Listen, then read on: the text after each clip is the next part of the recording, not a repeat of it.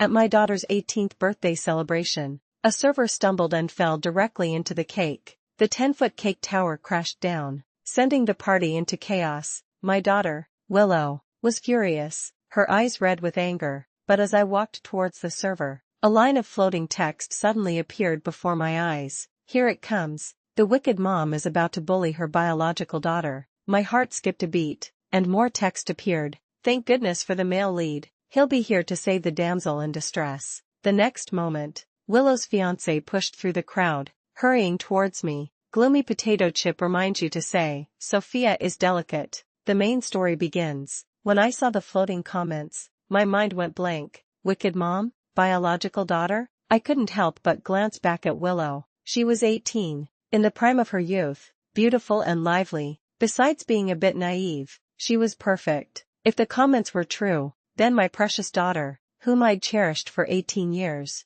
wasn't actually related to me by blood. It felt like a bolt from the blue, utterly absurd. Because of this, my earlier anger dissipated. I stood there, lost in thought, wondering if my eyes were just tired, making me hallucinate the floating text. Olivia, do I owe you from a past life? Stealing Sterling Holdings from me was bad enough, but today is my birthday, and you're trying to ruin it too. Willow's eyes were red as she stared at the ruined cake. I knew if there weren't so many guests, she'd probably be pulling Sophia's hair. As for Sophia, she was covered in cake, sitting on the floor, looking utterly disheveled. But instead of responding to Willow, she looked at me. Mrs. Autumns, she said, I swear I didn't mean to. Do you believe me? Honestly, from my perspective, whether she meant to or not, I felt I had every right to be angry, even to demand an explanation. But before I could speak, another line of comments floated by. Thank goodness for the male lead. He'll appear just in time to save the damsel in distress.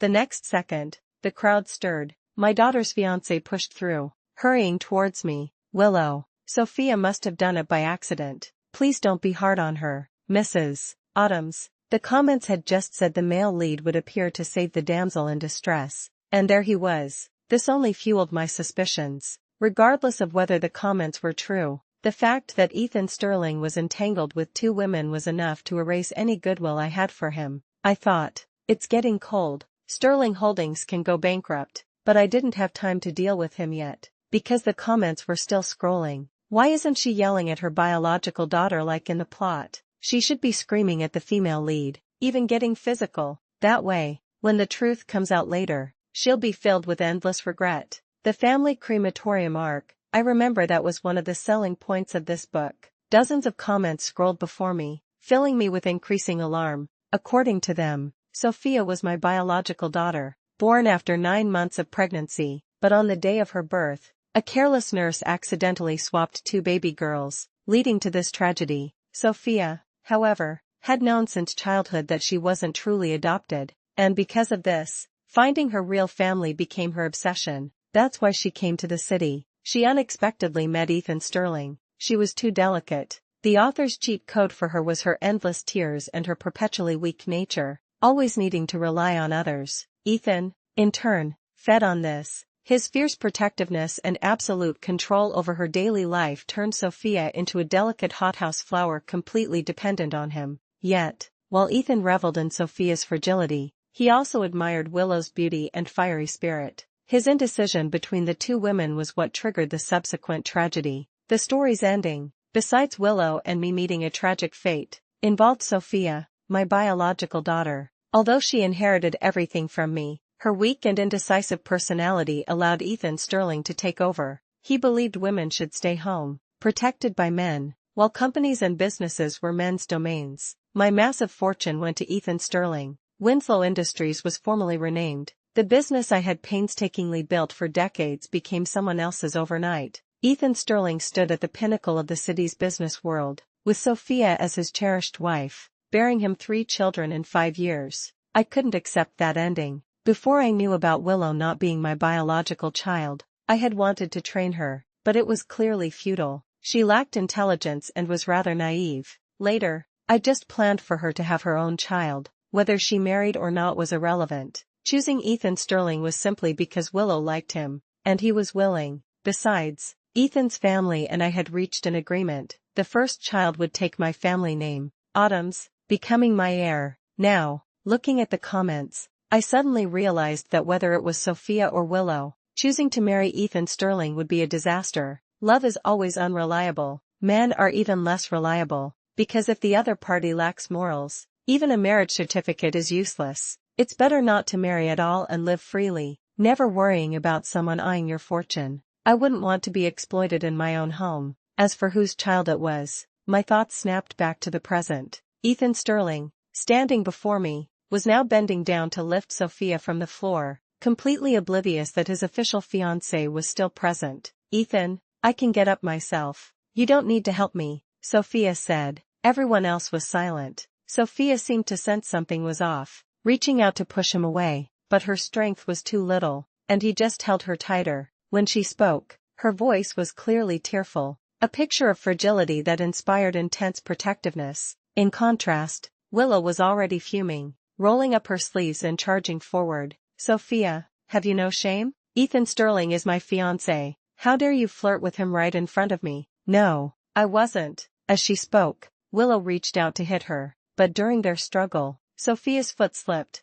and once again, she perfectly tumbled into Ethan Sterling's arms, right in front of everyone. Everything was so perfectly timed, exactly matching what the comments had said about using the wicked female antagonist to advance the male and female lead's love story. Willow, don't be jealous. Sophia was just startled. As her classmate, how could I just stand by? Don't you know how I feel about you? This is a lack of trust in me. It truly hurts. A delicate hothouse flower, a brainless hothead, plus a confused, central air conditioner. What a headache. Seeing the three of them about to erupt into a full-blown brawl, I directly reached out and pulled Sophia from Ethan Sterling's arms. I grabbed her wrist. She looked utterly shocked. Of course, according to the comments, she already knew I was her biological mother and wanted to approach me to acknowledge our kinship, but hesitated because of Willow. So, my closeness made her both happy and anxious. Willow, Sophia is truly a good girl. Don't bully her. Seeing me holding Sophia,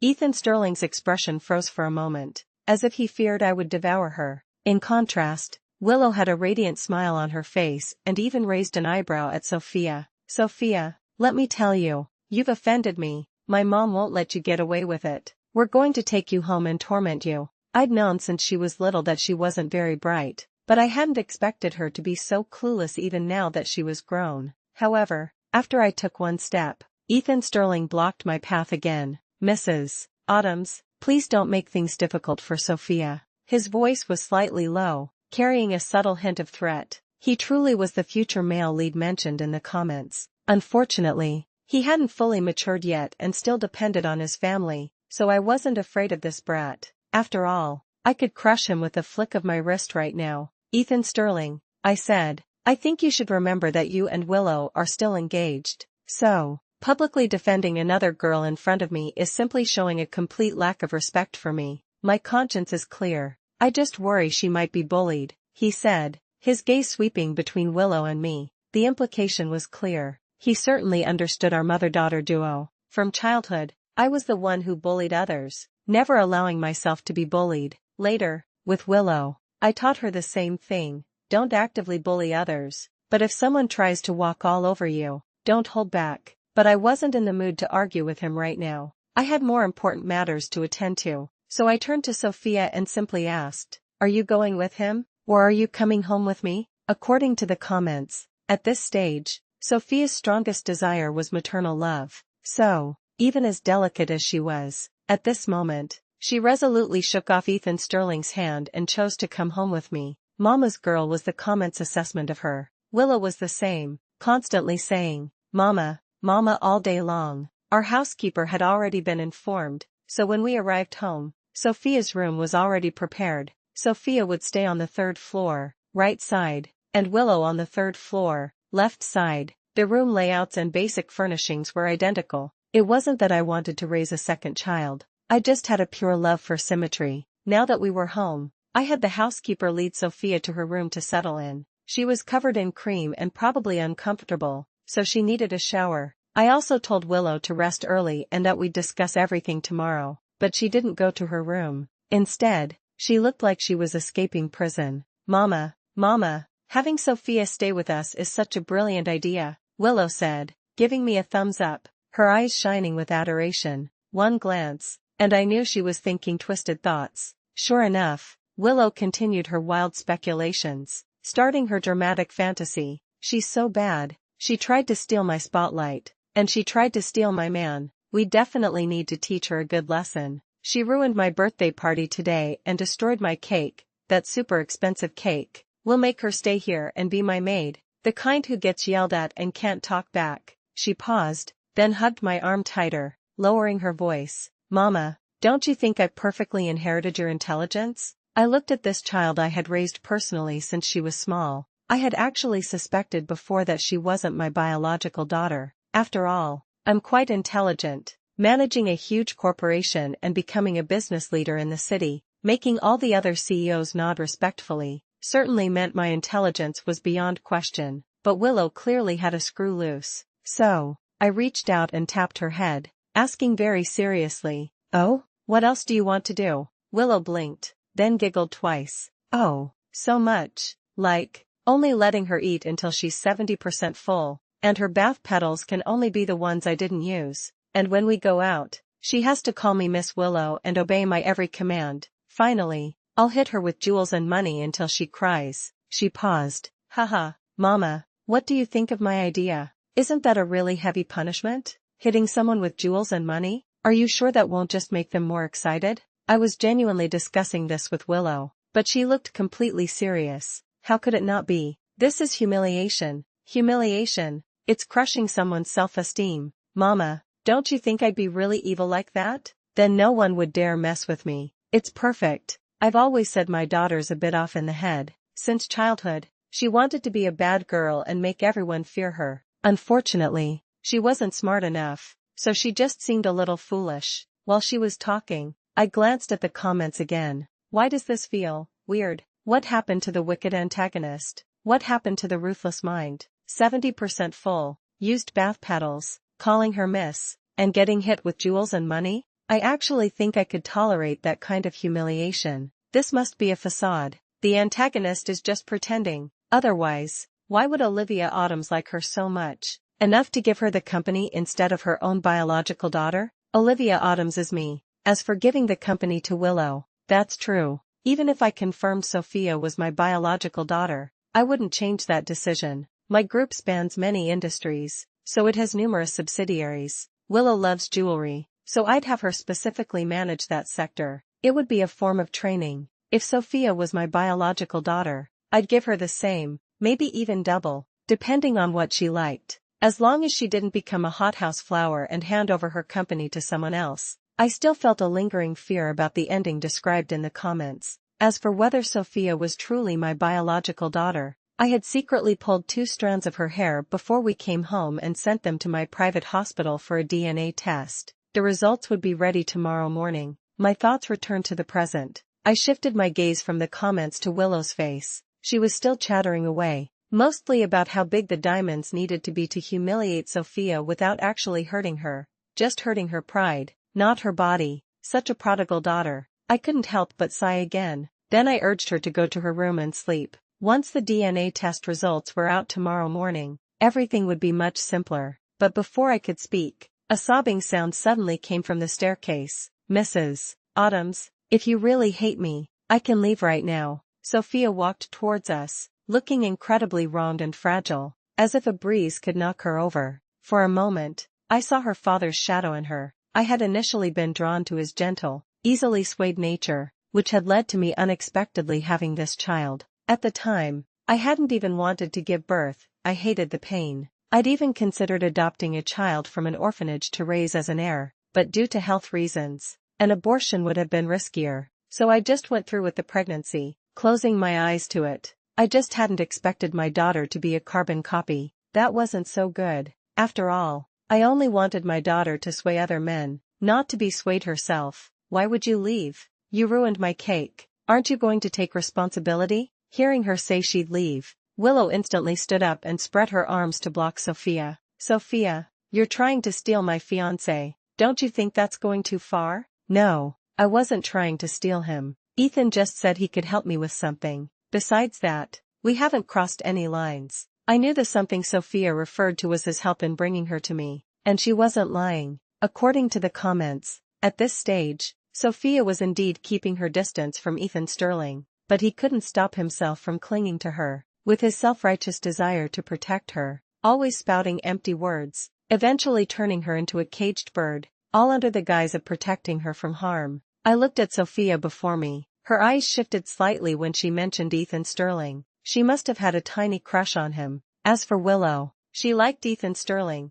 but she wasn't completely fixated on him. She was just more stubborn when something she considered hers was taken. So, both daughters' current affections for Ethan Sterling, though present, were controllable. My thoughts returned to the floating comments, which were once again scrolling wildly. 2 daughters, both equally precious. I wonder what Olivia Adams will choose to do. There's only one Ethan Sterling. He can only marry one. I guarantee Olivia Adams will definitely favor Willow. After all, she raised her since she was little. That's not necessarily true. The plot's already changed this much. No matter how much the plot changes, there's only one male lead. That can never be changed. Yes, there was indeed only one Ethan Sterling. He couldn't be split in two. As I pondered, my phone vibrated lightly. It was a message from Liam, with a picture of his abs. He said he wanted me to check his progress from his workouts. Liam was a new young boyfriend I'd met last week. He had just graduated college and worked at my company, holding a leisurely position with a high salary. His daily task was simply to keep me entertained.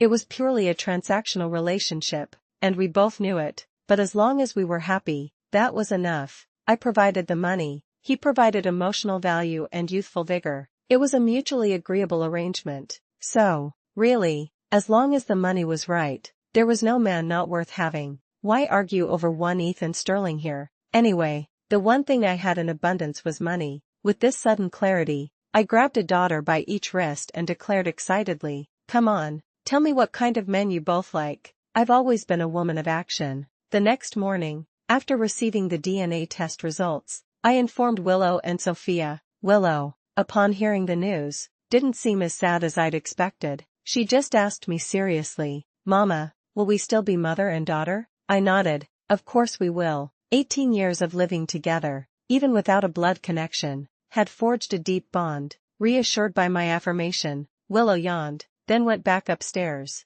saying she wanted to catch up on some sleep. As for Sophia, her eyes turned red, and she seemed to hesitate, on the verge of tears. With the comments visible, I knew what she was thinking. She wanted to get closer to me but feared I wouldn't like it. So, I proactively reached out and pulled her into a hug, telling her, "Welcome home, my sweet girl." Sophia, being a complete crybaby, immediately burst into tears in my arms, repeatedly calling out, "Mama," as if wanting to release all the grievances of so many years. I let her vent her emotions. Once she cried herself out, I took her out of the house. "Mama, where are we going?" Sophia looped her arm through mine, her eyes bright. Aside from being red and swollen from crying earlier, she looked much livelier now. I reached out and playfully tapped her nose. "You'll see in a bit," I said mysteriously. 30 minutes later, I led Sophia to one of my group's entertainment and film companies. My family business was extensive,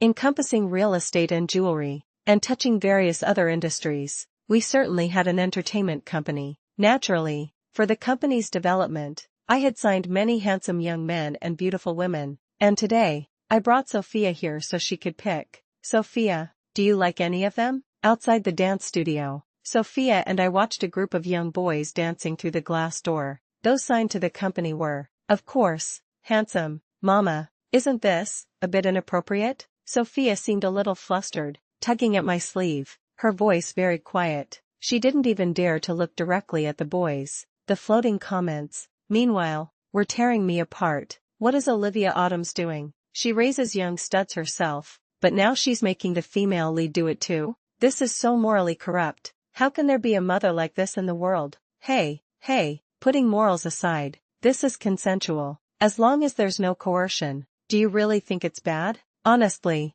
if I had money, I wouldn't be a saint either. The comments were sharply divided. One side condemned my moral degeneracy, even accusing me of trying to corrupt the female lead, while the other side found it perfectly normal, as long as it was consensual. I automatically ignored the insults. I'd never considered myself a good person. Due to an accident, I was the only one left in my family. I guarded the assets passed down from my ancestors. I had once thought about marriage, but I was afraid of meeting the wrong person, afraid of being exploited for my wealth. After all, I had money and looks. Without marriage, having a child of my own was enough to live a very good life. Occasionally, if I wanted a more vibrant life, having a boyfriend was perfectly reasonable. I could provide financial support, and in return, they would provide sufficient emotional value. It was clear and transparent from the start. I didn't think I was a terrible person. I'd never even claimed to be in love. So, for the next generation,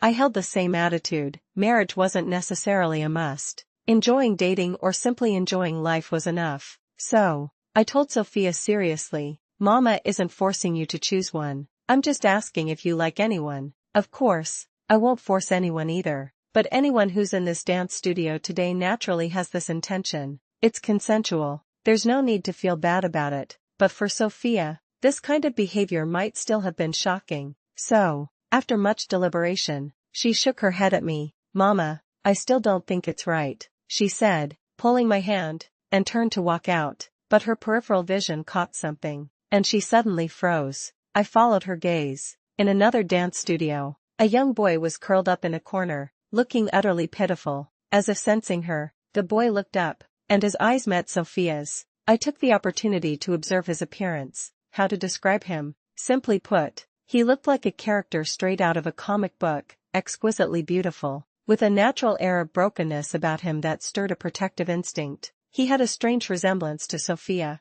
The manager of this entertainment company, also a shrewd person, immediately reported his information to me. He was a new artist signed by the company this year. His family was not well off, an alcoholic father, a sick mother, and a sister in school. The entire family burden rested on him. Recently, his mother's condition had worsened, and she needed a very expensive surgery. He certainly was pitiful. Frankly, I felt a pang of emotion for only a moment. After all, I'd lived for so many years and seen plenty of unfortunate people. If I helped everyone simply because they were pitiful, I'd be too exhausted. I wasn't that kind, and I was fundamentally a businesswoman. I couldn't provide unconditional help. If Sophia weren't here today, perhaps out of humanitarianism, I would have had the company advance him some salary for emergencies. But now, Sophia, who had also heard the information, turned to look at me, her eyes showing some hesitation. Finally, she pointed to Caleb Jones. Mama,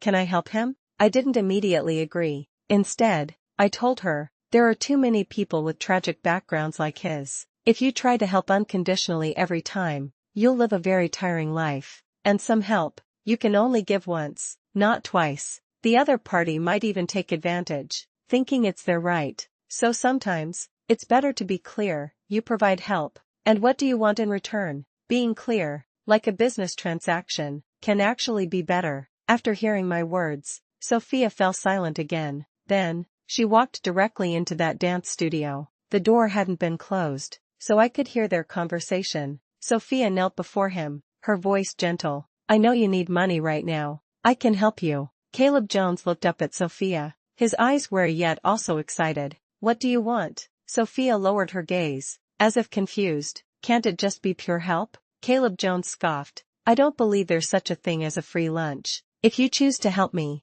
there must be something about me you want. You might as well just say it clearly. Why hide it? You can't tell me you fell in love with me at first sight. Do you even believe that yourself? Do I believe that? Hearing his words, Sophia suddenly turned to look at me, as if she had understood something, or perhaps not. Finally, she said, then, for the next 3 months, you need to be available whenever I call. You need to come and spend time with me, to provide me with emotional value. In exchange, I'll cover your mother's medical expenses and can even help your sister transfer to a better school. Are you willing?